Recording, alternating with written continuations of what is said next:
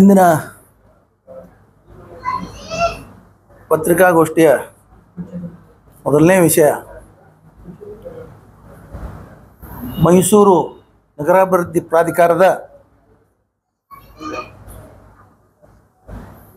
ವತಿಯಿಂದ ನಮ್ಮ ರಾಜ್ಯದ ಮಾನ್ಯ ಮುಖ್ಯಮಂತ್ರಿಗಳ ಪತ್ನಿಯವರಿಗೆ ಪ್ಲಾಟ್ಗಳನ್ನು ಅಲಾಟ್ ಮಾಡಿದ್ರ ಬಗ್ಗೆ ನಮ್ಮ ರಾಜ್ಯದ ಮುಖ್ಯಮಂತ್ರಿಗಳು ಮೈಸೂರಿನಲ್ಲಿ ಮೂಡಾ ವತಿಯಿಂದ ಪ್ಲಾಟ್ ತಗೊಂಡಿದ್ದು ಒಂದು ಕುಡುತುಗಳು ವ್ಯವಹಾರ ಏನಂದ್ರೆ ಲ್ಯಾಂಡ್ ಅವ್ರು ಕೊಟ್ಟಿದ್ದಾರೆ, ಮೂಡಾದವರು ಅವ್ರಿಗೆ ಪ್ಲಾಟ್ ಕೊಟ್ಟಿದ್ದಾರೆ.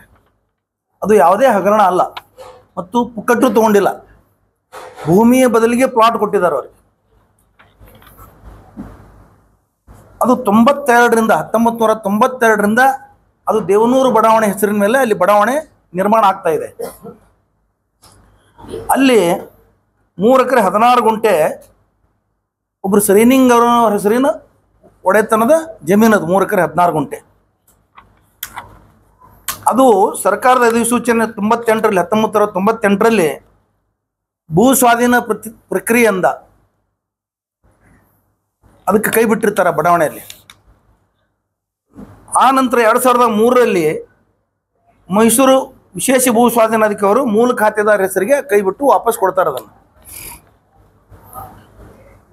ಶ್ರೀನಿಂಗ ಅವರಿಂದ ಮಲ್ಲಿಕಾರ್ಜುನ್ ಅವರು 3 ಎಕರೆ 16 ಗುಂಟೆ ಭೂಮಿಯನ್ನು ಖರೀದಿ ತಗೋತಾರೆ. ಅವರು ಮಲ್ಲಿಕಾರ್ಜುನ್ ಅವರು ಈ ಭೂಮಿ ಕೃಷಿ ಬದಲಿಗೆ ಅಲ್ಲಿ ಅದೇನಿರ್ತದೆ ಲೇಔಟದಲ್ಲಿ ಪ್ರಾಜೆಕ್ಟದಲ್ಲಿ ಪ್ಲ್ಯಾನ್ನಲ್ಲಿ ಕೃಷಿ ಭೂಮಿ ಅಂತ ಇರ್ತದೆ, ಅದನ್ನು ವಸತಿ ಉದ್ದೇಶಕ್ಕೆ ಬದಲಾಯಿಸಲಿಕ್ಕೆ ಅರ್ಜಿ ಕೊಡ್ತಾರೆ ಅವರು. ಆಮೇಲೆ ಮಲ್ಲಿಕಾರ್ಜುನ್ ಯಾರಂತ ಹೇಳಿದ್ರೆ ಮಾನ್ಯ ಸಿದ್ದರಾಮಯ್ಯನವರ ಹೆಂಡತಿಯ ಸಹೋದರ. ಅವರು ಆ ಜಮೀನನ್ನು ತಮ್ಮ ಸಹೋದರಿಗೆ ಶ್ರೀಮತಿ ಪಾರ್ವತಿಯವರು ಸಿದ್ದರಾಮಯ್ಯನವರ ಧರ್ಮಪತ್ನಿಯವರು ಅವರಿಗೆ ದಾನ ರೂಪದಲ್ಲಿ ಅಥವಾ ಕಾಣಿಕೆ ರೂಪದಲ್ಲಿ, ಅದಕ್ಕೆ ಆ್ಯಕ್ಚುಲಿ ದಾನ ಅನ್ನಬಾರ್ದು, ಕಾಣಿಕೆ ರೂಪದಲ್ಲಿ ಕೊಡ್ತಾರೆ ಅವರು. ಯಾಕಂದ್ರೆ ಸಹೋದರಿಗೆ ಮತ್ತು ಮನೆಯವರಿಗೆ ಸಂಬಂಧಿಕರಿಗೆ ಕೂಡ ದಾನ ಅಂತ ಬರೋದಿಲ್ಲ. ಅಲ್ಲಿ ಇದು ಪತ್ರಿಕೆಗಳಲ್ಲಿ ದಾನ ಅಂತ ಬರ್ತಾ ಇದೆ, ಅದು ಕಾಣಿಕೆ ರೂಪದಲ್ಲಿ ಕೊಡ್ತಾರೆ ಅವರು. ಆಮೇಲೆ 3 ಎಕರೆ ಈ ಭೂಮಿಯನ್ನು 16 ಗುಂಟೆ ಭೂಮಿಯನ್ನು ಮೂಡಾದವರು ಮತ್ತೆ ಸ್ವಾಧೀನಪಡಿಸ್ಕೊಳ್ತಾರೆ ಅವರು. ಅವಾಗ ಮೂಡಾದವರು ಶ್ರೀಮತಿ ಪಾರ್ವತಿಯವರಿಗೆ 3 ಎಕರೆ ಭೂಮಿ ಬದಲಾಗಿ ನಿಮ್ಗೆ ನಾವು ಪರಿಹಾರ ಕೊಡ್ತೀವಿ ಅಂತ ಹೇಳ್ತಾರೆ. ನಮಗೆ ಪರಿಹಾರ ಬೇಕಾಗಿಲ್ಲ, ನಮ್ಗೆ ಅದ್ರ ಬದಲಿ ನಮ್ಮ ಜಮೀನೇ ಬಿಟ್ಟುಕೊಡ್ರಿ ಅಥವಾ ಅದ್ರ ಬದಲಿ ನಮ್ಗೆ ಆಸ್ತಿನೇ ಕೊಡ್ರಿ ಅಂತ ಹೇಳ್ತಾರೆ. 2014ರಲ್ಲಿ ಮೂಡಾ ಸಭೆಯಲ್ಲಿ ಆ ಜಮೀನು ನೀಡುವ ಬಗ್ಗೆ ಚರ್ಚೆ ಆಗ್ತದೆ. ಆ ವಿಷಯ ಮುಂದೂಡ್ತಾರೆ. ಅಲ್ಲಿ 2014ರಲ್ಲಿ ಚರ್ಚೆಗೆ ಬರ್ತದೆ ಇದು ಮೂಡಾದಲ್ಲಿ.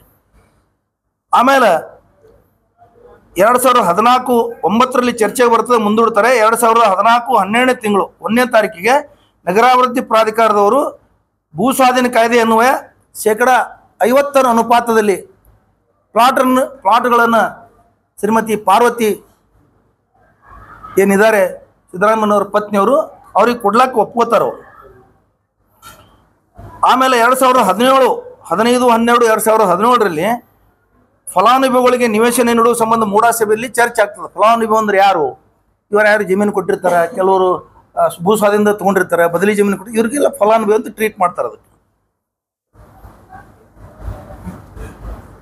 ಆಮೇಲೆ ಆ ವಿಷಯನೂ 15-12-17ರಂದು 2017ರಂದು ಮತ್ತೆ ಮುಂದೂಡ್ತಾರೆ ಆ ವಿಷಯ. ಆಮೇಲೆ 2017ರಲ್ಲಿ ಭೂ ಸ್ವಾಧೀನ ಪ್ರಕ್ರಿಯೆಯಲ್ಲಿ ಪಾರ್ವತಿಯವರ ಜಮೀನನ್ನು ಬಳಸಿಕೊಂಡಿರುವುದರಿಂದ ಬದಲೇ ನಿವೇಶನದಲ್ಲಿ ಇಡಲು ಮತ್ತೆ ತೀರ್ಮಾನ ಮಾಡ್ತಾರೆ ಮೂಡಾದವರು. 9/10/2018ರಲ್ಲಿ 50-50 ನಿಯಮದನ್ವಯ 11,979 ಚದುರಡಿ ಭೂಮಿ ಇವರಿಗೆ ಅಲಾಟ್ ಮಾಡಲಿಕ್ಕೆ ಕ್ರಮ ತಗೋತಾರೆ ಅವರು. ಆಮೇಲೆ 2020ರ 11ನೇ ತಿಂಗಳಲ್ಲಿ 3 ಎಕರೆ 16 ಗುಂಟೆ ಜಮೀನನ್ನು 50 ಅನುಪಾತದಲ್ಲಿ ಡೆವಲಪ್ಡ್ ಪ್ಲಾಟ್ಸ್ ಅವನ್ನ ಇವರಿಗೆ ಅಲಾಟ್ ಮಾಡಲಿಕ್ಕೆ ಉಪಯೋಗ ಆಗ್ತದೆ. ಮತ್ತು 2021 10ನೇ ತಿಂಗಳಲ್ಲಿ ಮೂಡಾದ ಮನವಿಯಲ್ಲಿ ಜಾಗ ಕೊಡ್ಲಿಕ್ಕೆ ಮೂಡಾದಲ್ಲಿ ಚರ್ಚೆ ಆಗಿ ಅದನ್ನು ಒಪ್ಪಿಗೆ ಕೊಡ್ತಾರೆ. ಅವರು ಒಪ್ಪಿಗೆ ಯಾರು ಕೊಡ್ತಾರೆ? ಪಾರ್ವತಿ ಅವರು. ನನಗೆ 50-50 ಅನುಪಾತದಲ್ಲಿ ಭೂಮಿ ಪ್ಲಾಟ್ಗಳು ಕೂಡ ತಗೊಳಕ್ಕೆ ಒಪ್ಕೋತಾರೆ ಇವರು. ಆಮೇಲೆ 25/11/2021 ಆ ಪ್ರಾಧಿಕಾರದ ಹೆಸರಿಗೆ ಜಮೀನು ಬಿಟ್ಬಿಡ್ತಾರೆ ಇವರು. ಅವಾಗ 2021 30ನೇ ತಾರೀಕು 12ನೇ ತಿಂಗಳು 3 ಎಕರೆ 16 ಗುಂಟೆ ಜಮೀನಿನಲ್ಲಿ ಬದಲಿ ಜಾಗ ನೀಡುವ ಬಗ್ಗೆ ಮೂಡಾ ಆಯುಕ್ತರು ಅಧಿಕೃತ ಜ್ಞಾಪನ ಆದೇಶ ಹೊರಡಿಸಿ ಖಾಲಿ ಇರುವ ನಿವೇಶನಗಳನ್ನು ಗುರುತಿಸಿ ಹಂಚಿಕೆ ಮಾಡ್ತಾರೆ ಇವರಿಗೆ. ವಿಷಯ ಹಿಂಗಿದ್ದ ಮೇಲೆ 21ರಲ್ಲಿ ಸರ್ಕಾರ BJP ಸರ್ಕಾರ ಇತ್ತು. ಮೂಡಾ ಸಮಿತಿನೂ ಕಮಿಟಿನೂ BJP ಅವ್ರದ್ದು ಇತ್ತು. ಅವಾಗ ಇದರಲ್ಲಿ ಯಾರೂ ಯಾವುದೇ ಪ್ರಭಾವ ಬಳಸಿ ವಾಮ ಮಾರ್ಗದಿಂದಾಲಿ ಅಥವಾ ಹಗರಣ ಮಾಡುವ ಉದ್ದೇಶದಿಂದಾಲಿ ಭೂಮಿ ತಗೊಳ್ಳೋಕೆ ಶಕ್ಕಿಲ್ಲ. ಎಲ್ಲನೂ ಕಾನೂನುಬದ್ಧವಾಗಿ ಪ್ರತಿ ಸಲ ಮೂಡಾದಲ್ಲಿ ಚರ್ಚೆ ಆಗಿ ಆ ಪ್ಲಾಟ್ಗಳನ್ನು ಕೊಡಾಕ ಒಪ್ಪಿದಾರೋ. ಭೂಮಿ ತಗೊಂಡಿದ್ದು ಪ್ಲಾಟ್ ಕೊಡಾಕ ಹೌಸಿಂಗ್ ಬೋರ್ಡ್ದಲ್ಲಿ ಅಲ್ಲಿ ಮೂಡಾಗಳಲ್ಲಿ ಅಲ್ಲಿ ನಿಯಮ ಇದೆ. ಈಗ ನಂದು ಒಂದು ಜಮೀನು ಪ್ರಸ್ತಾವನೆ ನಡೀತಾ ಇದೆ ಹೌಸಿಂಗ್ ಬೋರ್ಡ್ದವ್ರ ಜೊತೆ. ಅವ್ರು ಏನು ಹೇಳ್ತಿದ್ರೆ, ಅರ್ಧ ಪ್ಲಾಟ್ ಕೊಡ್ತೀವಿ, ಡೆವಲಪ್ಮೆಂಟ್ ಮಾಡ್ತೀವಿ, ನಿಮ್ಗೆ ಅರ್ಧ ಪ್ಲಾಟ್ ಕೊಡ್ತೀವಿ ಅಂತ ಹೇಳ್ತಾ ಇದ್ದಾರೆ. ಮೂಲೆ ನಿವೇಶನಗಳನ್ನು ನಾವು ಇಟ್ಕೊಳ್ತೀವಿ, ಉಳಿದ ಪ್ಲಾಟ್ ನಿಮ್ಗೆ ಕೊಡ್ತೀವಿ ಅರ್ಧ ಅಂತ ಹೇಳ್ತಾರೆ. ಅದಕ್ಕೆ ನಂದು ಅವ್ರದ್ದು ಇವತ್ತು ಚರ್ಚೆ ನಡೆದಿದೆ. ನಿಮಗೆ ಉದಾಹರಣೆ ಹೇಳ್ಬೇಕಂದ್ರೆ, ನನ್ನ ಜಮೀನು ಒಂದು ತಗೊಳ್ತಾ ಇದ್ದಾರೆ ಅವರು. ಮೂಲೆ ನಿವೇಶನಗಳನ್ನು ನಾವು ನಿಮ್ಗೆ ಕೊಡುದಿಲ್ಲ ಅಂದರು. ನಾನೇನು ಹೇಳಿದೆ, ಅರ್ಧ ಕೊಡುವುದಂದಾಗ ಮೂಲೆ ನಿವೇಶನ ಅರ್ಧ ನಮಗೆ ಬರಬೇಕು, ಅರ್ಧ ಒಳಗಿನ ನಿವೇಶನ ಬರಬೇಕು. ಅದಕ್ಕೆ ನಾವು ಇದು ಚರ್ಚೆ ನಡೆದಿದೆ. ಯಾವಾಗಲೂ ಯಾರು ಹಿಂಗೆ ಹೋದ್ಕೊಳ್ಳಿ ಯಾರಿಗೂ ಅಲಾಟ್ ಮಾಡಲ್ಲ. ಅಲ್ಲಿ ನಿಯಮಗಳಿದಾವೆ ಹೌಸಿಂಗ್ ಬೋರ್ಡ್ದಲ್ಲಿ. ಅಲ್ಲಿ ಪ್ರಕಾರ ಇದು 50-50 ಅನುಪಾತದಲ್ಲಿ ಪ್ಲಾಟ್ಗಳು ಹಂಚ್ತಾರೆ. ಇನ್ನು ಇದನ್ನ ಹಗರಣ ಆಗಿದೆ ಯಾರು ಹಗರಣ ಮಾಡಿದ್ದಾರೆ ಅವ್ರು ಹಗರಣ ಆಗಿದೆ ತೆಬ್ಬಿಸ್ತಾ ಇದ್ದಾರೆ ಸುದ್ದಿ. ಈ ರಾಜ್ಯದಲ್ಲಿ ಒಬ್ಬ ಮುಖ್ಯಮಂತ್ರಿ DD ರೂಪದಲ್ಲಿ ಕೋಟ್ಯಾನುಗಟ್ಟಲೆ ರೊಕ್ಕ ತಗೊಂಡು ಜೈಲಿಗೆ ಹೋದಂಥ ಪಕ್ಷದ ಕಾರ್ಯಕರ್ತರು ನಾಯಕರುಗಳು ಇವತ್ತು ಕೂಗಾಡ್ತಾ ಇದ್ದಾರೆ ಹಗರಣ ಆಗಿದೆ ಅಂತ. ಈ ರಾಜ್ಯದ ಅಷ್ಟೇ ಅಲ್ಲ, ಇಡೀ ರಾಷ್ಟ್ರದಲ್ಲಿ ಒಬ್ಬ ಪ್ರಾಮಾಣಿಕ, ನೇರ, ನಿಷ್ಠುರ, ಜನಪರ ಮುಖ್ಯಮಂತ್ರಿ ಯಾರಾದರೂ ಆಗ್ತಾ ಇದ್ದಾರೆ ಅದು ಸಿದ್ದರಾಮಯ್ಯ. ಅಂಥ ಒಬ್ಬ ಮುಖ್ಯಮಂತ್ರಿಗೆ, ಅಂಥ ಒಬ್ಬರಿಗೆ ಇವರು ಕಪ್ಪು ಚುಕ್ಕಿ ಹಚ್ಚಲು ಪ್ರಯತ್ನ ಮಾಡ್ತಾ ಇದ್ದಾರೆ. ಇದು ಯಾವ ಕಾಲಕ್ಕೂ ಸಾಧ್ಯ ಇಲ್ಲ. ಅವರು ಪ್ರಾಮಾಣಿಕರಿದ್ದಾರೆ, ಒಳ್ಳೆ ಆಡಳಿತ ಕೊಡ್ತಾ ಇದ್ದಾರೆ. ಅವರು ಕಾನೂನುಬದ್ಧವಾಗಿ ಯಾವುದೇ ಕೆಲಸ ಇವತ್ತಿಗೂ ಮಾಡೋದಿಲ್ಲ. ಇದನ್ನು ನಾನು ಘಂಟಾಘೋಷವಾಗಿ ಹೇಳ್ತೇನೆ. ಈ BJP ಅವರ ಕ್ರಮ, ಈ BJP ಏನು ಮಾಡ್ತಾ ಇದ್ದಾರೆ ಇದನ್ನು ನಾನು ಖಂಡಿಸ್ತೀನಿ ಸಂದರ್ಭದಲ್ಲಿ. ಯಾಕಂತ ಕೇಳಿದ್ರೆ BJP ಅವರು ಯಾವ್ಯಾವ ಜಮೀನುಗಳು ಏನೇನು ಮಾಡ್ಯಾರ ಅನ್ನೋದು ಎಲ್ಲ ಪತ್ರಿಕೆಗಳಲ್ಲಿ ಬಂದಿದೆ. ಬಸವರಾಜ ಬೊಮ್ಮಾಯಿ ಅವರ ಸರ್ಕಾರ, ಯಡಿಯೂರಪ್ಪನವ್ರ ಸರ್ಕಾರ, ಜಗದೀಶ್ ಶೆಟ್ಟರ್ ಅವರ ಸರ್ಕಾರ ಇದ್ದಾಗ ಬೆಂಗಳೂರು ಸುತ್ತಮುತ್ತ ಒಳ್ಳೆ ಸರ್ಕಾರಿ ಜಮೀನುಗಳನ್ನು ಇವರು ಸಂಘ ಪರಿವಾರದ ಸಂಸ್ಥೆಗಳಿಗೆ ಪುಕ್ಕಟ್ಟಾಗಿ ಅಲಾಟ್ ಮಾಡಿದ್ದು ರೆಕಾರ್ಡ್ಗಳಲ್ಲಿದೆ. ಅವ್ರು ಅದನ್ನು ಬಹಿರಂಗಪಡಿಸ್ಬೇಕು. ಎಷ್ಟೆಷ್ಟು ಜಮೀನುಗಳನ್ನು ನಮಗೆ ಅಲಾಟ್ ಮಾಡಿದ್ದಾರೆ, ನಾವು ಸಾಚಾ ಇದ್ದೀವಿ ಅಂತ ಹೇಳಿ ಅವ್ರು ಬಹಿರಂಗಪಡಿಸ್ಬೇಕು. ಇದೆಲ್ಲ ಪತ್ರಿಕೆಗಳಲ್ಲಿ ನೀವು ಓದಿದ್ರಿ, ನಾವು ಓದಿದ್ದೀವಿ. ಸರ್ಕಾರ ಇದ್ದಾಗ ಬಹಳಷ್ಟು ಜಮೀನುಗಳನ್ನು ಇವರು ಕಬಳಿಸ್ಕೊಂಡಿದ್ದಾರೆ. ಅವೆಲ್ಲ ಹೊರಗೆ ತೆಗಿಬೇಕು. ಇವ್ರು ಹೇಳ್ಬೇಕು, ಅದ್ರ ಬಗ್ಗೆ ಮಾತಾಡಬೇಕು. ಈ ಹಗರಣ ಬಗ್ಗೆ ಹೇಳೋರು ಅದ್ರ ಬಗ್ಗೆ ಮಾತಾಡಲಿಕ್ಕೆ ಏನಾಗಿದೆ ಇವರಿಗೆ? ಆಮೇಲೆ ಇತ್ತೀಚೆಗೆ ನಮ್ಮ ನಗರದ ಶಾಸಕರು ದೆಹಲಿಗೆ ನಿಯೋಗ ತಗೊಂಡು ಹೋಗಿ ನಮ್ಮ ಭಾರತದ ಅರ್ಥಮಂತ್ರಿಗಳಾದ ಶ್ರೀಮತಿ ನಿರ್ಮಲಾ ಸೀತಾರಾಮನ್ ಅವರಿಗೆ ಒಂದು ಮನವಿ ಕೊಡ್ತಾರೆ. ಇವರು ಕರ್ನಾಟಕ ಸರ್ಕಾರದ ಗ್ಯಾರಂಟಿ ಯೋಜನೆಗಳು ರದ್ದು ಮಾಡ್ರಿ, ಅದಕ್ಕೆ ಆರ್ಥಿಕ ನೆರವು ಕೊಡಬೇಡ್ರಿ. ಇದು ಏನು ತೋರಿಸ್ತಂತ ಕೇಳಿದ್ರೆ, ಬಸವನಗೌಡರಿಗೆ ಮತ ಏನು ನೀಡಿದಾರ ಆ ಜನರಿಗೆ ಅವಮಾನ ಮಾಡ್ದಂಗಿದು. ಬಸವನಗೌಡರಾಗಲಿ, ಬಸವನಗೌಡರ ಪಕ್ಷ ಆಗಲಿ ಬಡವರ ಸಾಮಾನ್ಯ ವರ್ಗದ ಜನರ ಪರವಾಗಿಲ್ಲ, ಅವ್ರ ವಿರುದ್ಧದಾರ. ಈ 5 ಗ್ಯಾರಂಟಿಗಳ ಫಲಾನುಭವಿಗಳು ಕೇವಲ ಕಾಂಗ್ರೆಸ್ ಕಾರ್ಯಕರ್ತರು ಅಷ್ಟೇ ಇಲ್ಲ, ಕೇವಲ ಹಿಂದುಳಿದವರು ಅಷ್ಟೇ ಇಲ್ಲ, ಕೇವಲ ಮುಸ್ಲಿಮರು ಅಷ್ಟೇ ಇಲ್ಲ, ಎಲ್ಲ ವರ್ಗದ ಜನ ಫಲಾನುಭವಿಗಳಿದ್ದಾರೆ.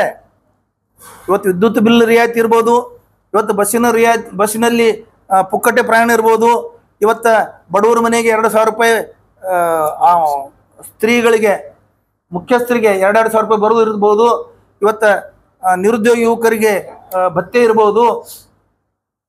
ಇವತ್ತು ಇವೆಲ್ಲ ಎಲ್ಲ ವರ್ಗದ ಜನರಿಗೆ ಸಿಗ್ತಾ ಇದ್ದಾವೆ. ಹಾಗಾದ್ರೆ ಬಸನಗೌಡರು ಈ ಎಲ್ಲ ವರ್ಗದ ಫಲಾನುಭವಿಗಳಿಗೆ ವೈರಿಗಳಾಗಿದ್ದಾರೆ. ಅವ್ರಿಗೆ ಅವಮಾನ ಮಾಡ್ತಾ ಇದ್ದಾರೆ. ಇವರು ಬಡವರ ಪರ, ಸಾಮಾನ್ಯ ವರ್ಗದ ಪರ ಜನ ಇಲ್ಲ. ಈ ಬಿಜೆಪಿಯವರು ಕೇವಲ ಬಸನಗೌಡರಲ್ಲ, ಇದು ಬಿಜೆಪಿಯವರು ಮಾಡಿದ್ದು.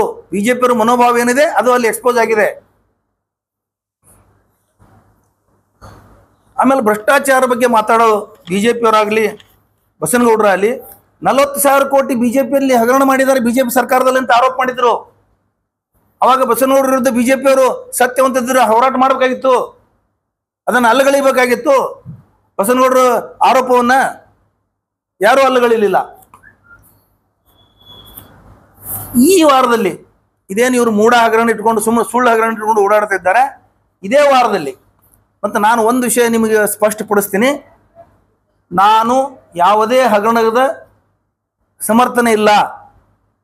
ಇವತ್ತು ನಾಗೇಂದ್ರ ಮಾಜಿ ಮಂತ್ರಿದಿರ್ಬೋದು, ಇವತ್ತು ಯಾವುದೇ ಇರಲಿ, ಈ ಒಂದು ಮುಖ್ಯಮಂತ್ರಿಯವರ ಕಡೆಯಿಂದ ಏನಾದರೂ ತಪ್ಪಾಗಿದ್ರು ಅದು ತಪ್ಪು, ಅದರ ಬಗ್ಗೆ ಚೌಕಸಿ ಆಗ್ಬೇಕಂತೂ ನಾನು ಹೇಳ್ತೀನಿ. ಇವತ್ತು ಯಾಕಂತ ಕೇಳಿದ್ರೆ ಅವ್ರದ್ದು ನಾನು ಸಮರ್ಥನೆ ಮಾಡ್ಕೊಳ್ತಿಲ್ಲ, ಯಾರ್ದು ನಾಗೇಂದ್ರ ಅಲ್ಲಿ ಇನ್ನೊಬ್ಬರದು. ಮತ್ತು ಸುಳ್ಳು ಆರೋಪ ನಾನು ಖಂಡಿಸ್ತಾ ಇದ್ದೇನೆ. ಸುಳ್ಳು ಆರೋಪಗಳು ಏನು ಮಾಡ್ತಿದ್ರಿ ಅದನ್ನ ನಾನು ಖಂಡಿಸ್ತಾ ಇದ್ದೇನೆ ಅಷ್ಟೇ. ಈಗ ಇಷ್ಟು ಮಾತಾಡೋರು ನೀವು ಇದೇ ವಾರದಲ್ಲಿ ಆ DS ವೀರಯ್ಯನ್ ಅಂತ ಒಬ್ಬ ಮಾಜಿ ವಿಧಾನ ಪರಿಷತ್ ಸದಸ್ಯ ಮತ್ತು ದೇವರಾಜ ಅರಸು ಟ್ರಕ್ ಟರ್ಮಿನಲ್ ಅದೇನು ಒಂದು ಸಂಸ್ಥೆ ಇದೆ, ಆ ಸಂಸ್ಥೆಯಲ್ಲಿ 47 ಕೋಟಿ ರೂಪಾಯಿ ಹಗರಣದ ಸಲುವಾಗಿ ಅವ್ರಿಗೆ ಅರೆಸ್ಟ್ ಮಾಡಿದ್ದಾರೆ. ಅದರ ಬಗ್ಗೆ ಮಾತಾಡಿ. ಅಲ್ಲಿ ಕಾಮಗಾರಿಯನ್ನು ನಡೆಸಲಾರದೆ 47 ಕೋಟಿ ರೂಪಾಯಿ ಹೆಚ್ಚು ಹಾಕಿದ್ದಾರೆ. ಅದ್ರ ಬಗ್ಗೆ ಬಿಜೆಪಿ ಮಾತಾಡಲಿಕ್ಕೆ ಏನಾಗಿದೆ? ಕರ್ನಾಟಕ ಸೋಪ್ಸ್ ಅಂಡ್ ಡಿಟರ್ಜೆಂಟ್ ಕಂಪನಿನಲ್ಲಿ 8 ಕೋಟಿ ರೂಪಾಯಿ ಮಾಡಾಳು ವಿರೂಪಾಕ್ಷರ ಮನೆಯಲ್ಲಿ 8 ಕೋಟಿ ರೂಪಾಯಿ ಕ್ಯಾಶ್ ಸಿಕ್ಕು. ಮಾಡಾಳು ವಿರೂಪಾಕ್ಷಪ್ಪನ ಮನೆಯಲ್ಲಿ 8 ಕೋಟಿ ಬಿಜೆಪಿ ಶಾಸಕರ ಮನೆಯಲ್ಲಿ. ಅದರಿಂದ ಭ್ರಷ್ಟಾಚಾರ ಎಷ್ಟು ದೊಡ್ಡದಿರ್ಬೋದು ಆ ಪ್ರಮಾಣದಲ್ಲಿ ವಿಚಾರ ಮಾಡಿ. ಅದ್ರ ಬಗ್ಗೆ ಯಾಕೆ ಮಾತಾಡೋದಿಲ್ಲ? ಇವತ್ತು ರಾಷ್ಟ್ರ ತುಂಬ ನೀಟ್, ಲಕ್ಷಾಂತರ ವಿದ್ಯಾರ್ಥಿಗಳ ಭವಿಷ್ಯ, ನಮ್ಮ ಯುವಕರ ಭವಿಷ್ಯ ಹಾಳಾಗ್ತಾ ಇದೆ. ನೀಟ್ ಹಗರಣ ಮಾಡಿದ್ದಾರೆ. ನೀಟ್ ಹಗರಣದಲ್ಲಿ ಎಲ್ಲ ಬಿಜೆಪಿ ನಾಯಕರುಗಳು, ಕಾರ್ಯಕರ್ತರು ಸಿಗಾಕೊಂಡಿದ್ದಾರೆ, ಬಂಧನಗಳಾಗಿದ್ದಾವೆ. ಎಷ್ಟು ಜನ ಬಂಧನಗಾವೆ? ಎಲ್ಲ ಬಿಜೆಪಿ ಕಾರ್ಯಕರ್ತರು ಬಂಧನ ಆಗಿದ್ದಾವೆ. ಬಿಜೆಪಿ ಕಾರ್ಯಕರ್ತರು ಒಪ್ಕೊಂಡಿದ್ದಾರೆ ಅದನ್ನ. ಈಶ್ವರಪ್ಪರ ಪ್ರಕರಣ ಬಗ್ಗೆ ಮಾತಾಡಲಿಲ್ಲ, ಈಶ್ವರಪ್ಪರ ಹಗರಣ ಬಗ್ಗೆ ಮಾತಾಡಲಿಲ್ಲ. ಈಶ್ವರಪ್ಪ ಅವರು ಲಂಚ್ ತಿಂದಿದ್ದಾರೆ, ನನ್ನ ಕಡೆಯಿಂದ ನಾನು ಸಾಯ್ತೇನೆ ಒಬ್ಬ ಕಾಂಟ್ರಾಕ್ಟರ್ ಸಂತೋಷ್ ಪಾಟೀಲ್ ಬರೆದಿಟ್ಟು ಆರೋಪ ಮಾಡಿ ಸತ್ರ ಆ ಪ್ರಕರಣವನ್ನೇ ಮುಚ್ಚಿ ಹಾಕ್ಬಿಟ್ರಿ ನೀವು ಬಿಜೆಪಿ ಸರ್ಕಾರ ಇದ್ದಾಗ. ಇದು ನಿಮ್ಗೆ ಇದು ಬಿ ರಿಪೋರ್ಟ್ ಕೊಟ್ಟರೆ ಅದ್ರ ಬಗ್ಗೆ ಯಾವ ನೈತಿಕ ಹಕ್ಕಿದೆ ನಿಮ್ಗೆ ಭ್ರಷ್ಟಾಚಾರ ಬಗ್ಗೆ ಮಾತಾಡೋದು? ಇನ್ನ ಇಂಥ ನೂರಾರು ಹಗರಣಗಳಿದ್ದಾವೆ, ಅದರ ಬಗ್ಗೆ ಮಾತಾಡೋದಿಲ್ಲ. ಎಲೆಕ್ಟ್ರಲ್ ಬಾಂಡ್ ಪ್ರಕಾರ ಸಾವಿರಾರು ಕೋಟಿಗಳನ್ನು ನೀವು 5-6 ಸಾವಿರ ಕೋಟಿ ಭ್ರಷ್ಟಾಚಾರ ಮಾಡಿದ್ರಿ ಎಲೆಕ್ಟ್ರಲ್ ಬಾಂಡ್ ಹೆಸರಿನಲ್ಲಿ ಗುಪ್ತವಾಗಿ. ಇವತ್ತಿಗೂ PM ಕೇರ್ ಫಂಡ್, ಒಂದು ವೇಳೆ ನೀವು ಸತ್ಯವಂತರೇ ಆಗಿದ್ರ PM ಕೇರ್ ಫಂಡ್ವನ್ನ ಮಾಹಿತಿ ಕೊಡಬಾರ್ದು ಅಂತ ಯಾಕೆ ಕಾನೂನು ಮಾಡ್ತೀರಿ? ಬಹಿರಂಗಪಡಿಸ್ಬೇಕಲ್ಲ. PM ಕೇರ್ ಫಂಡ್ ನಾವು ಕಳಂಕಿತರ ಅಲ್ಲಪ್ಪ ಅಂದ್ರ, ಸತ್ಯವಂತರಿದ್ರ, ಸತ್ಯ ಹರಿಶ್ಚಂದ್ರನ ವಂಶಾವಳಿಯವರಿದ್ರ ಆ PM ಕೇರ್ ಫಂಡ್ನು ಬಹಿರಂಗವಾಗಿ ಕೊಡ್ಬೇಕಾಯ್ತಲ್ಲ. ನೀವು ಭ್ರಷ್ಟಾಚಾರಕ್ಕೆ ದೊಡ್ಡ ದೊಡ್ಡ ಉದಾಹರಣೆಗಳಿದಾವೆ. ರಫೇಲ್ ಹಗರಣದ ಫೈಲ್ಗಳೇ ಕಳೆದಿದ್ದಾವೆ ಅಂತ ಹೇಳಿ ನೀವು ಸುಪ್ರೀಂ ಕೋರ್ಟ್ಗೆ ಪ್ರಮಾಣ ಪತ್ರ ಸಲ್ಲಿಸಿದಿರಿ, ಅಫಿಡವಿಟ್ ಸಲ್ಲಿಸಿದಿರಿ. ಒಂದು ಸಾಮಾನ್ಯ ಸಾದಾ ಫೈಲ್ ಕಳೆಯುವುದಿಲ್ಲ, ಅಂಥದೊಂದು ಪ್ರಕರಣಕ್ಕೆ ನೀವು ಫೈಲ್ ಕಳೆದ ಹೇಳಿ ಅಫಿಡವಿಟ್ ಸುಪ್ರೀಂ ಕೋರ್ಟ್ ಕೊಡ್ತೀರಿ. ಇದಕ್ಕಿಂತಲೂ ಎಂಥ ಭ್ರಷ್ಟಾಚಾರ ಬೇಕು ನಿಮಗೆ? ಭ್ರಷ್ಟಾಚಾರದ ಶಬ್ದ ನಾಲ್ಗೆ ಮೇಲೆ ತಗೊಳಕ್ಕೆ ನಿಮ್ಗೆ ಹಕ್ಕೇ ಇಲ್ಲ, ನಿಮ್ಗೆ ಮಾನ ಮರ್ಯಾದಿಲ್ಲ. ಮಾನ ಮರ್ಯಾದೆ ಬಿಟ್ಟು ಇವತ್ತು ಕಾಂಗ್ರೆಸ್ ಸರ್ಕಾರದ ಮೇಲೆ ಗೂಬೆ ಕೂರಿಸಲು ಪ್ರಯತ್ನ ಮಾಡ್ತಾ ಇದ್ದೀರಿ, ಇಲ್ಲದದ್ದೆಲ್ಲ ಮಾತಾಡ್ತಾ ಇದ್ದೀರಿ ನೀವು. ಇನ್ನ ಸಾವಿರಾರು ಕೋಟಿ ಸರ್ಕಾರದ ಖರ್ಚು ಮಾಡಿ ರಾಮ ಮಂದಿರಗಳು ಕಟ್ಟಿದಿರಿ, ಸಾವಿರಾರು ಕೋಟಿ ಖರ್ಚು ಮಾಡಿ ಬ್ರಿಡ್ಜ್ಗಳನ್ನು ಕಟ್ಟಿದಿರಿ, ಸಾವಿರಾರು ಕೋಟಿ ಖರ್ಚು ಮಾಡಿ ಯೋಜನೆಗಳನ್ನು ಮಾಡಿದಿರಿ, ಸಾವಿರಾರು ಕೋಟಿ ಖರ್ಚು ಮಾಡಿ ರಸ್ತೆಗಳನ್ನು ಮಾಡಿದಿರಿ. ಎಲ್ಲ ಹಾಳಾಗಿಬಿಟ್ಟಿದಾವೆ ಈ ವರ್ಷ. ಇದರಲ್ಲಿ ಭ್ರಷ್ಟಾಚಾರ ಇಲ್ಲದೆ ಏನಾಯ್ತು? ಒಂದೇ ವರ್ಷನೇ ಹಾಳಾಗೋದು ಎಲ್ಲ. ಸನ್ಮಾನ್ಯ ಬಸನಗೌಡರು ಕೊಚ್ಕೊಳ್ತಾ ಇದ್ರು, ನಾನು ಬಿಜಾಪುರದಲ್ಲಿ ಧೂಳಿತ್ತು ಎಲ್ಲ ಮುಗಿಸಿದೆ, ಎಲ್ಲ ಕಿತ್ತಿಗೆ ರೋಡ್ ಒಂದ್ಸಲ ರೌಂಡ್ ಹಾಕ್ಬೇಕು ಬಸನಗೌಡರು ಚಿಟಿದು. ಇನ್ನು ಮಧ್ಯಪ್ರದೇಶದಲ್ಲಿ ದೊಡ್ಡ ವ್ಯಾಪಕ ಹಗರಣ, ಎಲ್ಲ ರಾಜ್ಯದಲ್ಲಿ ಎಲ್ಲೆಲ್ಲಿ ಬಿಜೆಪಿ ಸರ್ಕಾರದೇ ಎಲ್ಲೆಲ್ಲಿ ಹಗರಣಗಳಾಗಿದ್ದಾವೆ, ಅದರ ಬಗ್ಗೆ ಯಾರು ಮಾತಾಡೋದಿಲ್ಲ. ಇನ್ನು ಕರ್ನಾಟಕದಲ್ಲಿ ಇನ್ನೊಂದು ವಿಷಯ ನಡೀತಾ ಇದೆ. ಪರಿಶಿಷ್ಟ ವರ್ಗಗಳ ಮೀಸಲಾತಿ ಹಣವನ್ನು, ಮೀಸಲಿಗಿಟ್ಟ ಹಣವನ್ನು ಗ್ಯಾರಂಟಿ ಯೋಜನೆಗಳಿಗೆ ಬಳಸ್ಕೊಳ್ತಾ ಇದ್ದೀರಿ ಅಂತ ಹೇಳಿ ಕಾಂಗ್ರೆಸ್ನವ್ರಿಗೆ, ಸಿದ್ದರಾಮಯ್ಯನವ್ರಿಗೆ ಪರಿಶಿಷ್ಟರ ಬಗ್ಗೆ ಕಾಳಜಿ ಇಲ್ಲ, ಪರಿಶಿಷ್ಟರ ಬಗ್ಗೆ ಒಲವಿಲ್ಲ, ಪರಿಶಿಷ್ಟರ ಕಲ್ಯಾಣವನ್ನು ಅವ್ರು ಬಯಸ್ತಾ ಇಲ್ಲ ಅಂತ ಹೇಳಿದ್ದೀರಿ. ಈ ರಾಜ್ಯದಲ್ಲಿ 13ರಿಂದ 18ರವರೆಗೆ ಸರ್ಕಾರ ಸಿದ್ದರಾಮಯ್ಯನವರಿದ್ದಾಗ ಬಹಳ ಗಂಭೀರ ವಿಷಯ ಹೇಳ್ತಾ ಇದ್ದೀನಿ. ಒಂದು ಪವಿತ್ರ ಕೇಸ್ ಅಂತ ಆಯ್ತು. ಲೋಕೋಪಯೋಗಿ ಇಲಾಖೆಯ ಒಬ್ಬ ಉದ್ಯೋಗಿ, ಅವನು ಯಾರು, ಪವಿತ್ರ ಅನ್ನಂತ ಒಬ್ಬ ಮನುಷ್ಯ. ಪವಿತ್ರ ಹೆಸರಿದೆ, ಬಟ್ ಅವರು ಗಂಡಸು. ಅವರು ತಮ್ಮ ಪ್ರಮೋಷನ್ ಸಲುವಾಗಿ ಸುಪ್ರೀಂ ಕೋರ್ಟ್ವರೆಗೆ ಹೋದರು. ಸುಪ್ರೀಂ ಕೋರ್ಟ್ದಲ್ಲಿ ಅವರ ಪರವಾಗಿ ಕಾನೂನಾಯಿತು, ಪ್ರಮೋಷನ್ ಕೊಡಬೇಕು ಜನರಲ್ ಎಲ್ಲ ಜನರಿಗೆ ಅಂತ ಹೇಳಿ. ಆ ಕಾನೂನಿನಿಂದ ಸಾವಿರಾರು ಲಕ್ಷಾಂತರ ಜನ ಪರಿಶಿಷ್ಟರು ಏನು ಬಡ್ತಿ ಹೊಂದಿ ಮುಂದೋಗಿದ್ರು ಅವರೆಲ್ಲರೂ ಕೆಳಗೆ ಬಂದುಬಿಟ್ರು. ಇದು ನಿಮ್ಮೆಲ್ಲರಿಗೂ ಗೊತ್ತಿದೆ, ಇಡೀ ರಾಜ್ಯದ ಜನತೆ ಗೊತ್ತಿದೆ. ಅವರೆಲ್ಲರೂ ಕೆಳಗೆ ಬಂದರು. ಅವಾಗ ಅವರೆಲ್ಲರೂ ಇಲ್ಲ ನಮ್ಗೆ ಅನ್ಯಾಯ ಆಯಿತು 4 ವರ್ಷ 5 ವರ್ಷ ಸರ್ವಿಸ್ ಮಾಡಿದ್ದಾರೆ ಅವರು ದೊಡ್ಡ ಹುದ್ದೆಯಲ್ಲಿ. ಆನಂತರ ಕೆಳಗಿನ ಹುದ್ದೆಗೆ ಬಂದಾಗ ಅವರು ನಮ್ಗೆ ಅನ್ಯಾಯ ಆಯಿತು ಅಂತ ಹೇಳಿದಾಗ ಇದೇ ಸಿದ್ದರಾಮಯ್ಯನವರು ನಮ್ಮ ರಾಜ್ಯದ ಪರಿಶಿಷ್ಟ ಸಮಾಜ ಕಲ್ಯಾಣ ಮಂತ್ರಿಗಳಾದ ಎಚ್ ಸಿ ಮಾದೇವಪ್ಪನವರು, ಅವಾಗ ಲೋಕೋಪಯೋಗಿ ಇಲಾಖೆ ಮಂತ್ರಿ ಇದ್ದರು, ಅವರಿಬ್ಬರು ವಿಚಾರ ಮಾಡಿ ಪವಿತ್ರ ಕೇಸಿಗೆ ವಿರುದ್ಧವಾಗಿ, ಸುಪ್ರೀಂ ಕೋರ್ಟಿನ ಆದೇಶಕ್ಕೆ ವಿರುದ್ಧವಾಗಿ ಅದನ್ನು ಅಲ್ಲಗಳೆದು ಕಾನೂನನ್ನೇ ಮಾಡಿದರು. ಕರ್ನಾಟಕ ಸರ್ಕಾರದಲ್ಲಿ ಅಸೆಂಬ್ಲಿನಲ್ಲಿ ಕಾನೂನನ್ನೇ ಪಾಸ್ ಮಾಡಿ ಪರಿಶಿಷ್ಟ ವರ್ಗದ, ದಲಿತ ವರ್ಗದ ಎಲ್ಲ ನೌಕರದಾರರನ್ನು ಮತ್ತಲ್ಲಿ ಪುನರ್ಸ್ಥಾಪಿಸಬೇಕು, ಅದಕ್ಕೆ ಕಾನೂನೇ ಮಾಡಿದ್ರು. ಇದು ಯಾರಾದರೂ ಮಾಡಿದ್ರ? ಇವತ್ತಿನ ತನ ನಿಮ್ಮ ಬಿಜೆಪಿ ಸರ್ಕಾರಗಳು ಮೀಸಲಾತಿನ ಕಿತ್ತೊಗಿ ಸಲುವಾಗಿ ಸರ್ಕಾರದ ಉದ್ಯಮಿಗಳನ್ನೇ ಮಾರಾಟ ಮಾಡ್ತಾ ಇದ್ದೀರಿ. ನೀವು ಪಬ್ಲಿಕ್ ಸೆಕ್ಟರ್ ಯೂನಿಟ್ಗಳನ್ನೇ ಮಾರಾಟ ಮಾಡ್ತಾ ಇದ್ದೀರಿ. ಅದಕ್ಕೆ BSNL ಇರ್ಬೋದು, ಇವತ್ತು ಬೇರೆ ಬೇರೆ ಕಂಪ್ನಿಗಳಿರ್ಬೋದು, ರೈಲ್ವೆ ಇರ್ಬೋದು, ಆ ಮೀಸಲಾತಿ ಕಡಿಮೆ ಆಗಲಿ, ಅಲ್ಲೆಲ್ಲ ಬಹಳಷ್ಟು ಜನ ದಲಿತರು ಸೇರ್ಕೊಂಡಿದ್ದಾರೆ, ಪರಿಶಿಷ್ಟ ಸೇರ್ಕೊಂಡಿದ್ದಾರೆ. ಅವ್ರ ಮೀಸಲಾತಿ ಕಿತ್ತೊಗಿಬೇಕನ್ನೋ ಉದ್ದೇಶದಿಂದ ಹಿಂಬಾಗಿಲಿನಿಂದ ಇಂಡೈರೆಕ್ಟ್ ಆಗಿ ನೀವು ಅವನ್ನು ಮಾರಾಟ ಮಾಡ್ತಾ ಇದ್ದೀರಿ. ನಿಮ್ಗೆ ಯಾವ ಹಕ್ಕಿದೆ ಹೇಳೋದು? ಈಗ ಪರಿಶಿಷ್ಟ ವರ್ಗಗಳ ಹಣ ತಗೊಂಡಿದ್ರ ಬಗ್ಗೆ ನಾನು ಒಂದು ಕ್ಲಾರಿಫೈ ಮಾಡ್ತೀನಿ ನಿಮಗೆ. 24% ಪರಿಶಿಷ್ಟರು ಮತ್ತು ದಲಿತರು ಈ ರಾಜ್ಯದಲ್ಲಿ ಇದ್ದಾರೆ. 39,000 ಕೋಟಿ ಹಣ ಮೀಸಲಾಗಿಟ್ಟಿದ್ದಾರೆ ಅದಕ್ಕೆ ಕರ್ನಾಟಕ ಸರ್ಕಾರದವರು. ಈ ರಾಜ್ಯದಲ್ಲಿ ಸಿದ್ದರಾಮಯ್ಯನವ್ರ ಸರ್ಕಾರ 2013ರಿಂದ 18ರಾಗ ಒಂದು ಕಾನೂನು ಮಾಡಿದೆ. ಪರಿಶಿಷ್ಟ ವರ್ಗದ ಜನರ ಮೀಸಲಾತಿ ಹಣವನ್ನು ಬಳಸದೇನೆ ಅದು ಉಳಿದ್ರೆ ಯಾವ ಅಧಿಕಾರಿಗಳು ಬಳಸಲಾರದೆ ಉಳಿಸಿರ್ತಾರ ಅಧಿಕಾರಿಗಳ ಮೇಲೆ ಕ್ರಿಮಿನಲ್ ಕೇಸ್ ಆಗಬೇಕು ಅಂತ ಒಂದು ಕಾನೂನು ಮಾಡಿದ್ರು. ಇದು ಯಾರಾದರೂ ಮಾಡಿದ್ರ? ಪರಿಶಿಷ್ಟರ ಬಗ್ಗೆ ಕಾಳಜಿ ಯಾರಿಗಿತ್ತು? ಸಿದ್ದರಾಮಯ್ಯನವ್ರಿಗಿತ್ತು, ಮಾದೇವಪ್ಪನವ್ರಿಗಿತ್ತು. ಅವರು ಅದನ್ನು ಮಾಡಿ ತೋರಿಸಿದ್ರು. ನಂತರ ಕೇವಲ 12,000 ಇದ್ದಂಥ ಬಜೆಟನ್ನು, ಹಣವನ್ನು 39,000 ಕೋಟಿ ಈ ಸಲ ಇಟ್ಟಿದ್ದಾರೆ ಬಜೆಟ್ದಲ್ಲಿ. ಗ್ಯಾರಂಟಿ ಯೋಜನೆಗಳಿಗಾಗಿ ಏನು ಜನ ಇದ್ದಾರೆ ಗ್ಯಾರಂಟಿಗಳು, ಅದರಲ್ಲಿ ಪರಿಶಿಷ್ಟ ವರ್ಗದಲ್ಲಿದ್ದಾರೆ, ದಲಿತರಿದ್ದಾರೆ, ಅವ್ರಿಗೇನು 39,000 ಕೋಟಿ ಇಟ್ಟಿದ್ದಾರೆ. ಆ 24% ಸರಿ ಹೊಂದಂಗೆ ದುಡ್ಡು ಈ ಯೋಜನೆಗೆ ಬಳಸಿದ್ರೆ ಏನು ತಪ್ಪಿಲ್ಲ.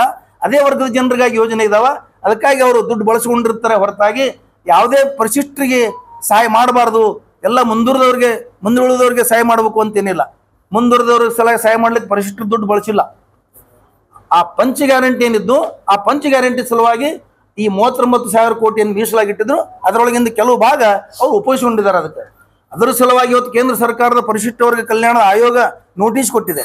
ನೀವು ಎಷ್ಟು ರಾಜ್ಯದ ಜನರಿಗೆ ನೋಟಿಸ್ ಕೊಟ್ಟಿದ್ದೀರಿ? ಎಷ್ಟು ರಾಜ್ಯ ಸರ್ಕಾರಗಳಿಗೆ ನೋಟಿಸ್ ಕೊಟ್ಟಿದ್ದೀರಿ? ಎಂಥ ಇವೆಲ್ಲ ಅಪಹಾಸ್ಯದ ಮಾತುಗಳು ಮತ್ತು ದುರುದ್ದೇಶಪೂರಿತ ಒಂದು ಒಳ್ಳೆ ಸರ್ಕಾರಕ್ಕೆ ಕಿರಿಕಿರಿ ಕೊಡ್ಬೇಕನ್ನಂತ ಒಂದು ಬಿಜೆಪಿ ಸರ್ಕಾರದ ಒಂದು ಧ್ಯೇಯ ಧೋರಣೆ ಪ್ರಕಾರ ಇವತ್ತು ನೋಟಿಸ್ ಕೊಡ್ತಾ ಇದ್ದೀರಿ. ಇದೆಲ್ಲ ಏನು ತೋರಿಸಂತ ಕೇಳಿದ್ರೆ, ಒಬ್ಬ ಸಮರ್ಥ ಮುಖ್ಯಮಂತ್ರಿ, ಅವನು ಹಿಂದುಳಿದ ವರ್ಗದಿಂದ ಬಂದವ, ಅವ ಈ ರಾಜ್ಯ ಆಳೋದು ಭಾಳ ತ್ರಾಸ ಆಗ್ತಾ ಇದೆ ಎಲ್ಲರಿಗೆ. ಅವ್ರಿಗೆ ಅದಕ್ಕೆ ಅವರು ಬಿಜೆಪಿ ಅವ್ರು ಇವತ್ತು ಹಿಂದುಳಿದ ದಲಿತ ಅಲ್ಪಸಂಖ್ಯಾತರ ವಿರೋಧಿ ಪಕ್ಷದ ಬಿಜೆಪಿ. ಅದಕ್ಕಾಗಿ ಅವ್ರು ಇವತ್ತು ಇಷ್ಟೆಲ್ಲ ಹೋರಾಟ ಮಾಡೋದಾಗ್ಲಿ, ಇನ್ನೊಂದು ಮಾಡೋದಾಗ್ಲಿ, ಟೀಕೆ ಟಿಪ್ಪಣಿಗಳು ಮಾಡೋದಾಗ್ಲಿ ಅವ್ರಿಗೆ ಸಹಿಸಲಿಕ್ಕೆ ಆಗ್ತಾ ಇಲ್ಲ. ಫಂಡ್ CM ಸೀಟ್ ಐತೆ ಅಂತೇಳಿ BJP ಅವರು ಹೇಳಿದ್ರು, ಇಲ್ಲೇ ನಗರ ಶಾಸಕರು ಹೇಳಿದ್ರು 2500 ಕೋಟಿ. ಅವಾಗ ಈ ಯಡಿಯೂರಪ್ಪನವರು CM ಆಗಿದ್ರು, ಅವ್ರು ಯಾರನ್ನ ಗುರಿ ಮಾಡಿ ಹೇಳಿದ್ರು ಗೊತ್ತೈತಿ. ಮತ್ತು ಯಡಿಯೂರಪ್ಪನವ್ರ ಮನೆಯೊಳಗೆ ವಿಜಯೇಂದ್ರ ಅವರು ನೋಟ ಎಣಿಸೋದಕ್ಕೆ ಮಷಿನ್ ಇಟ್ಟಾರ ಅಂತ ಹೇಳಿದ್ರು. ಅವಾಗ ಈ ಕೇಂದ್ರ ಸರ್ಕಾರ, ಮೋದಿಯವ್ರ ಸರ್ಕಾರ ಯಾವುದೇ ಒಂದು ED ಆಗಲಿ CBI ಆಗಲಿ ಅವ್ರ ಮನೆಗೆ ಕಳಿಸ್ಲಿಲ್ಲ, ಯಡಿಯೂರಪ್ಪನ ಮನೆಗೆ ಕಳಿಸ್ಲಿಲ್ಲ, ಇವ್ರ ಮನೆಗೂ ಕಳಿಸ್ಲಿಲ್ಲ, ಹೇಳಿದವ್ರ ಮನೆಗೆ ಕಳಿಸ್ಲಿಲ್ಲ, ಅವ್ರ ಮನೆಗೂ ಕಳಿಸ್ಲಿಲ್ಲ. ಮತ್ತು ಅವ್ರ ಮ್ಯಾಗ ಏನೋ ಕ್ರಮನೂ ಕೈಗೊಳ್ಳಿಲ್ಲ. ಅದರ ಅರ್ಥ ಇವರು ಭ್ರಷ್ಟಾಚಾರ, BJP ಅಂದರೆ ಭ್ರಷ್ಟಾಚಾರ ಸಿನಾನಿಮಸ್, ಅಂದ್ರೆ BJP ಅಂದ್ರೇ ಭ್ರಷ್ಟಾಚಾರ. ಅವರಂತ ಭ್ರಷ್ಟಾಚಾರ ಮಾಡಿದವ್ರು ಈ ಜಗತ್ತಿನಾಗೆ ಸಿಗಂಗಿಲ್ಲ. ಇವತ್ತು ಮೊನ್ನೆ ನಡೆದಿರ್ತಕ್ಕಂಥ ಒಂದು ಇಲೆಕ್ಟ್ರಲ್ ಬಾಂಡ್ ಹಗರಣ, ಈ ನಿರ್ಮಲಾ ಸೀತಾರಾಮನ್ ಅರ್ಥ ಮಂತ್ರಿ ಇದ್ದಾರೆ, ಅವ್ರ ಗಂಡ ಹೇಳ್ತಾನೆ ಪರಕಾಲ್ ಪ್ರಭಾಕರ್ ಅವರು, ಇಡೀ ವಿಶ್ವದಲ್ಲೇ ದೊಡ್ಡ ಹಗರಣ ಇದು ಎಲೆಕ್ಟ್ರಲ್ ಬಾಂಡ್ ಹಗರಣ ಅಂತ. ಹಾಗಾಗಿ ಇವ್ರು ಮಾಡಿರ್ತಕ್ಕಂಥ ಎಲ್ಲ ಕೆಲಸಗಳಿಗೆ ಎಲ್ಲ ಡೂಪ್ಲಿಕೇಟ್ ಕೆಲಸಗಳಾಗಿದ್ದಾವೆ. ಸಾಕಷ್ಟು ಹಣ ಖರ್ಚು ಮಾಡಿ ಇವ್ರು ರೋಡ್ಗಳು ಎಲ್ಲಿ ಬೇಕಲ್ಲಿ ಬಿರುಕು ಬಿಡಕತ್ತಾವ. ಇಲ್ಲೆಲ್ಲ ರಾಮ ಮಂದಿರ ಸೂರಾಗತ್ತಿದೆ, ಇದ್ಯಾವುದು ಟರ್ಮಿನಲ್ ಏರ್ಪೋರ್ಟ್ ಸೂರಾಗತ್ತಿದೆ. ಎಲ್ಲ ಕಡೆ ಇವ್ರು ಏನಲ್ಲ ಭ್ರಷ್ಟಾಚಾರದಿಂದ ಒಂದು ಕಾಮಗಾರಿಗಳನ್ನು ನಡೆಸದೇ ಕೂಡ ಅವರು ಕೆಲಸವನ್ನು ಒಟ್ಟು ಹಣ ಎತ್ತಿ ಹಾಕುವಂಥ ಕೆಲಸವನ್ನು BJPಗರು ಮಾಡಿದ್ದಾರೆ, ಹೊರತಾಗಿ ಕಾಂಗ್ರೆಸ್ನವರು ಯಾವತ್ತೂ ಮಾಡಿಲ್ಲ. ಉಳಿದಂತೆ ಏನಪ್ಪ ಅಂತಂದ್ರೆ ಇನ್ನೊಂದು ವಿಷಯ ಏನಾಗಿದೆ ಅಂತಂದ್ರೆ, ಸಿದ್ದರಾಮಯ್ಯನವರು ಬಹಳ ಒಂದು ಕಡು ಬಡತನದಿಂದ ಬಂದಿರತಕ್ಕಂಥವ್ರು. ನಿಮಗೆ ಗೊತ್ತೈತೆ ಎಲ್ಲ, ಒಂದು ಸಣ್ಣ ಹಳ್ಳಿ ಸಿದ್ದರಾಮಯ್ಯನ ಹುಂಡಿ. ಒಬ್ಬ ಕುರಿ ಕಾಯುವವರು ಮನೆಯಲ್ಲಿ ಹುಟ್ಟಿರ್ತಕ್ಕಂಥವ್ರು. ಅವತ್ತು ಶಾನುಭಾವರು ಹೇಳಿದ್ರಂತವ್ರು, ಹೇಳ್ತಿರ್ತಾರೆ, ಸ್ಟೋರಿ ಕೇಳಿರ್ಬೋದು ನೀವು. ಇವ್ರಿಗೆ ಯಾಕೆ ಕಲಿಸ್ತಾರೆ, ಇವ್ರಿಗೆ ಸಾಲಿ ಕಲಿಸ್ಬೇಡ ಅಂತ ಹೇಳಿದ್ರಂತ. ಆದ್ರೆ ಅದನ್ನು ವಿರೋಧ ಮಾಡಿ ಅವರು ಸಿದ್ದರಾಮಯ್ಯನವ್ರ ಅಪ್ಪನವರು ಅವ್ರಿಗೆ ಸಾಲಿ ಕಳಿಸ್ತಾರ, ಲಾಯರ್ ಮಾಡ್ತಾರ. ಸ್ವಂತ ಶಕ್ತಿಯಿಂದ ಬಂದಿರತಕ್ಕಂಥ ಸಿದ್ದರಾಮಯ್ಯನವರು ಒಂದು ಹಿಂದುಳಿದ ವರ್ಗದಲ್ಲಿ ಹುಟ್ಟಿ ಬೆಳೆದು ಸ್ವಂತ ತಾನೇ ಬಂದು ಅವರು ಮುಂದೆ ಮುಖ್ಯಮಂತ್ರಿ ಆದರು. 2013-18ರಲ್ಲಿ ಸಮರ್ಥವಾಗಿ ಯಾವುದೇ ಒಂದು ಸಣ್ಣ ಕಳಂಕ ಇಲ್ಲದೆ ಮುಖ್ಯಮಂತ್ರಿ ಸ್ಥಾನವನ್ನು ಅವರು ರಾಜ್ಯವನ್ನು ಆಳಿದ್ರು. 2ನೇ ಬಾರಿ ಮುಖ್ಯಮಂತ್ರಿ ಆದರು. ಇಲ್ಲಿ ಕೂಡ ಯಾವುದೇ ಕಳಂಕವಿಲ್ಲದೇನೆ ಅವರು ಒಂದು ರಾಜ್ಯವನ್ನು ಮುನ್ನಡೆಸ್ತಾ ಇದ್ದಾರೆ. ಆದರೆ ಈ ಸಂಘ ಪರಿವಾರ BJPಯವರು ಏನಾದರೆ ಈ ಹಿಂದುಳಿದ ವರ್ಗದವರು ಅಥವಾ ದಲಿತರು ಇಂಥವರೆಲ್ಲ ಮುಂದೆ ಬಂದು ಏನೋ ರಾಜ್ಯನ ಆಳೋದು ಅವ್ರಿಗೆ ಇಷ್ಟ ಇಲ್ಲ. ಅದು 2ನೇ ಬಾರಿ ಸಮರ್ಥವಾಗಿ ಯಾರೂ ಮಾಡಿಲ್ಲ ಅಂತ ದಾಖಲೆ ಸುಮಾರು 15 ಬಜೆಟ್ಗಳನ್ನು ಮಂಡಿಸಿದ್ದಾರೆ. ಒಬ್ಬ ಹಳ್ಳಿಯಲ್ಲಿ ಕುರಿ ಕಾಯುವಂಥ ಮನುಷ್ಯ ಬಂದು ಇವತ್ತು ಇಂಥ ದೊಡ್ಡ ಸಾಧನೆ ಮಾಡ್ಯಾನಂದ್ರೆ ಈ BJPಯವರಿಗೆ, RSSನವ್ರಿಗೆ, ಮನು ಸಂಸ್ಕೃತಿಯವರು ಇವ್ರು ಏನಿದ್ದಾರೆ ಇವ್ರಿಗೆ ಇದನ್ನು ಸಹಿಸ್ಕೊಳ್ಳೋಕೆ ಆಗ್ತಿಲ್ಲ. ಏನಾದರೂ ಮಾಡಿ ಕಳಂಕ ತಂದು ಹಾಕಿ ಅವ್ರ ಮೇಲೆ ಕಳಂಕ ಹುಟ್ಟಿಸ್ಬೇಕಂತಕ್ಕಂಥ ಯೋಜನೆಗಳನ್ನು ಅವ್ರು ಹಾಕಿಕೊಂಡಿದ್ದಾರೆ. ಆದರೆ ಮೂಡಾ ಹಗರಣ 2021ರಲ್ಲಿ ಮೂಡಾ ಹಗರಣ ಅಂತ ಏನು ಹೇಳ್ತಾ ಇದ್ದಾರೆ ಇವರು, ಆ ಪಾರ್ವತಿ, ಸಿದ್ದರಾಮಯ್ಯನವರ ಪತ್ನಿ ಪಾರ್ವತಿಯವರ ಜಮೀನೇ ಅದು. ಆ ಜಮೀನಿನ ಬದಲಾಗಿ ಸರ್ಕಾರ ಒಂದು ಅದೇನು ನಿಯಮದ ಪ್ರಕಾರ ಕೊಟ್ಟಿರ್ತಕ್ಕಂಥದ್ದು, ಹೊರತಾಗಿ ಹಂಗಂದ್ರೆ ಈ ಒಂದು ಷಡ್ಯಂತ್ರದಲ್ಲಿ, ರಾಜಕೀಯ ಷಡ್ಯಂತ್ರದಲ್ಲಿ BJP 2021ರಿಂದನೇ ಪ್ಲಾನ್ ಮಾಡಿದೆಯಾ ಅಂತ ನಮಗೆ ಡೌಟ್ ಬರ್ತೈತೆ. ಈಗ ಅವರೇ ಅದು ಒಂದು ಸರ್ಕಾರದ ನಿಯಮದ ಪ್ರಕಾರ 2021ರಾಗ ಆ ಪ್ಲಾಟ್ಗಳ ನಿವೇಶಗಳನ್ನು ಕೊಟ್ಟು ಈಗ ಬಂದು ಆರೋಪ ಮಾಡಿ ಒಂದು ಸಿದ್ದರಾಮಯ್ಯನವರ ಹೆಸರಿಗೆ ಕಳಂಕ ತರುವಂಥ ಒಂದು ಕೆಲಸವನ್ನು ಮಾಡ್ತಾ ಇದ್ದಾರೆ. ಅದು ಒಂದು ಏನಪ್ಪಾ ಅಂದ್ರೆ BJPಯ ಒಂದು ರಾಜಕೀಯ ಷಡ್ಯಂತ್ರ ಅಂತ ನಾ ಈ ಸಂದರ್ಭದಲ್ಲಿ ಹೇಳಕ್ಕೆ ಇಷ್ಟಪಡ್ತೇನೆ. ಹಾಗಾಗಿ ಮುಖ್ಯಮಂತ್ರಿಯವರು ಯಾವುದೇ ಒಂದು ಸಣ್ಣ ಒಂದು ಡಾಟ್, ಒಂದು ಕಪ್ಪು ಚುಕ್ಕೆ ಇಲ್ಲದೇನೆ ಇವತ್ತು 2ನೇ ಬಾರಿ ಅಧಿಕಾರವನ್ನು ನಡೆಸ್ತಕ್ಕಂಥ ಒಂದು ಸಂದರ್ಭದಲ್ಲಿ BJPಯವರು ತಮ್ಮ ಮನೆಯ ಹುಳುಕುಗಳನ್ನು ಇಡೀ ದೇಶದ ತುಂಬ ಗಬ್ಬೆದ್ದು ನಾರ್ತಾ ಇದೆ. ಅವರ ಭ್ರಷ್ಟಾಚಾರ ಇಡೀ ದೇಶದ ತುಂಬ, ಅವ್ರು ಎಲ್ಲೆಲ್ಲಿ BJP ಸರ್ಕಾರಗಳದೋ ಅಲ್ಲೆಲ್ಲನೂ ಕೂಡ ಇವತ್ತು ಕೇವಲ ಒಂದು ಕಳಪೆ ಕಾಮಗಾರಿಯನ್ನು ಮಾಡಿ ದುಡ್ಡು ಎತ್ತಿ ಹಾಕುವಂಥ, ಲಪಟಾಯಿಸುವಂಥ ಕೆಲಸವನ್ನು BJPಯವರು ಮಾಡಿದ್ದಾರೆ. ಅದನ್ನು ಮುಚ್ಕೊಳ್ಳಿಕ್ಕೆ, ನೀಟ್ ಹಗರಣವನ್ನು ಮುಚ್ಕೊಳ್ಳಿಕ್ಕೆ, ಅವರು ಒಂದು ಎಲೆಕ್ಟ್ರಲ್ ಬಾಂಡ್ ಮುಚ್ಕೊಳ್ಳಿಕ್ಕೆ, ಹಗರಣಗಳನ್ನು ಮುಚ್ಕೊಳ್ಳಿಕ್ಕೆ ಈ ರೀತಿ ನಮ್ಮ ಸಿದ್ದರಾಮಯ್ಯನವರು ವಿರುದ್ಧ ಅವರು ಆರೋಪ ಮಾಡ್ತಿದ್ದಾರೆ ಅಂತಕ್ಕಂಥ ಮಾತನ್ನ ಈ ಸಂದರ್ಭದಲ್ಲಿ ಹೇಳಕ್ಕೆ ಇಷ್ಟಪಡ್ತೀನಿ. ರಾಮ ಮಂದಿರ ಸೋರ್ತಾ ಇದೆ ಅಂತ ಹೇಳಿದ್ರು, ಮತ್ತೆ ಅದಕ್ಕೆ ಮೊನ್ನೆ ಮಠಾಧೀಶ ಬಂದಿದ್ರು, ಅದು ಪೂರ್ಣ ಆಗಿಲ್ಲ, ಮೇಲಂತಸ್ತಿನ ಬಾಕಿ ಇದೆ. ಅದಕ್ಕಾಗಿ ಅದು ಕಾಮಗಾರಿ ಪೂರ್ಣ ಆಗಿರೋದ್ರಿಂದ ಸೋರ್ತಾ ಇದೆ, ಅದನ್ನು ಬಂದ್ ಮಾಡಿದ್ದಾರೆ. ಅದು ಯಾವುದೇ ಕಳಪೆ ಆಗಿಲ್ಲ ಅಂತ ಹೇಳ್ತಾರೆ. ಮತ್ತೆ 2ನೇದಾಗಿ ಅಯೋಧ್ಯ ಕ್ಷೇತ್ರದಲ್ಲಿ ಮೇನ್ ಕಾಂಗ್ರೆಸ್ ನೇತೃತ್ವದ ಪಕ್ಷ ಮೋಸ ಮಾಡಿ ಗೆದ್ದಿದೆ ಅಂತ ಅವ್ರು ಹೇಳಿದ್ದಾರೆ.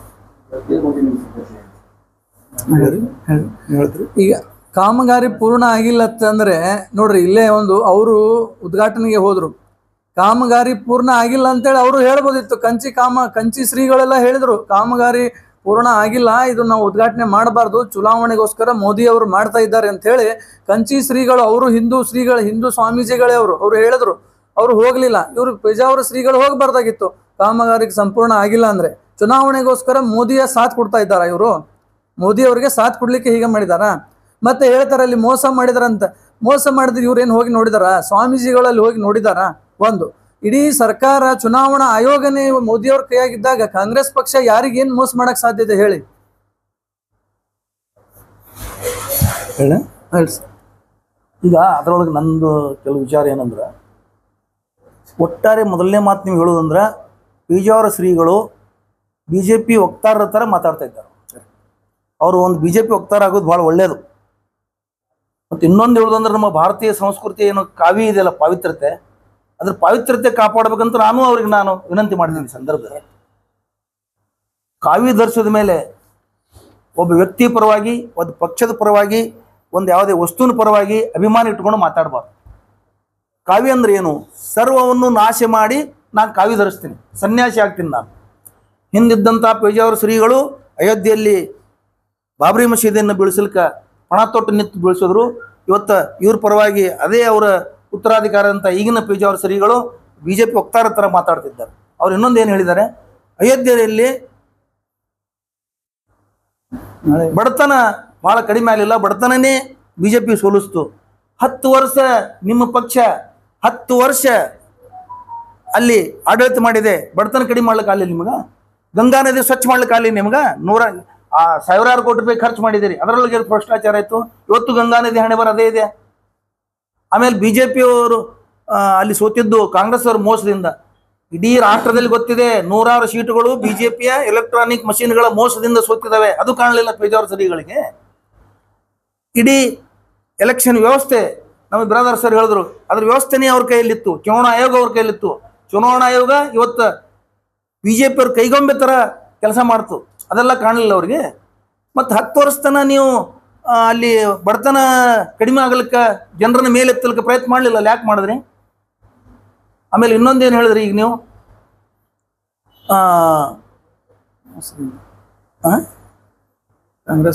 ಕಾಂಗ್ರೆಸ್ ಮೋಸದಿಂದ ಗೆದ್ದು ಅಂತ ಹೇಳಿದ್ರಿ. ಆಮೇಲೆ ಪೇಜಾವರ ಶ್ರೀಗಳು ಇನ್ನೊಂದು ಮಾಡ್ಬೇಕಾಗಿತ್ತು, ಸೋರುವುದಕ್ಕೆ ಏನು ಹೇಳಿದ್ರು ಅವರು, ಇನ್ನೂ ಪೂರ್ಣ ಆಗಿಲ್ಲ. ಈ ರಾಷ್ಟ್ರದ 4 ಜನ ಶಂಕರಾಚಾರ್ಯ ಸ್ವಾಮೀಜಿಗಳು ಅದು ಇನ್ನೂ ಮುಗುದಿಲ್ಲ, ಇನ್ನೂ 2 ವರ್ಷ ಬೇಕು, ಉದ್ಘಾಟನೆ ಮಾಡಬೇಡಿ ಅಂತ ಹೇಳಿದ್ರು.